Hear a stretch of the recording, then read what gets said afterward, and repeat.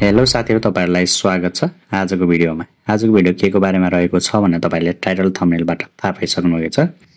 यस साथीहरु, तपाईहरुको पर्खाइ समाप्त भएको छ किनभने विन नेपाल लघुवित्त वित्तीय संस्था लिमिटेड WNLB ले FPO जारी गरेको छ।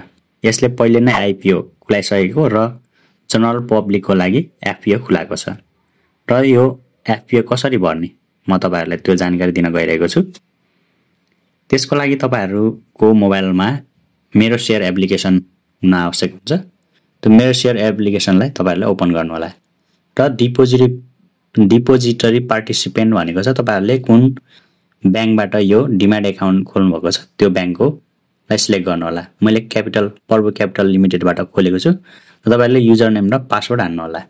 युजर नेम र पासवर्ड हालिसकेपछि यस्तो इन्टरफेस खुल्नेछ र तपाईहरुले तल माई आस्बा भनेर लेखेको छ त्यसमा क्लिक गर्नु होला। यहाँ देख्न सक्नुहुन्छ विन नेपाल लघुवित्त वित्तीय संस्था लिमिटेड भनेर तपाईहरुले FPO भनेर लेखेको छ जो जनरल पब्लिकलाई रहेको छ र सिम्पली एप्लाईमा क्लिक गर्नु होला।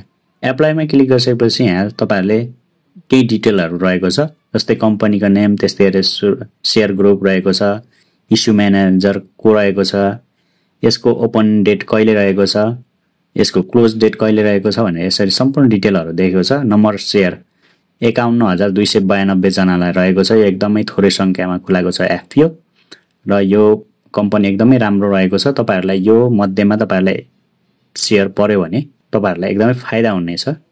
त्यसैले यो FPO भर्न तपाईहरुले नछुटाउनु होला। सिम्पली तपाईहरुले तल रहेको प्रोसिडमा क्लिक गर्नु होला।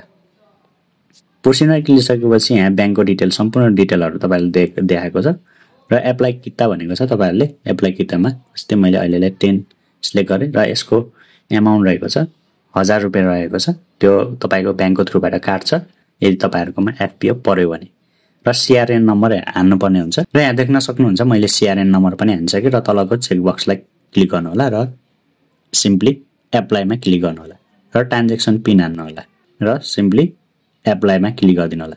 यसरी तपाईहरुले सजिलैसँग मेरो शेयरबाट FPO भर्न सक्नुहुनेछ र तल माई एप्समा क्लिक गर्दा अहिले एडिट भनेको छ किन भन्दाखेरि हामीले अलरेडी FPO भरिसकिएको छ।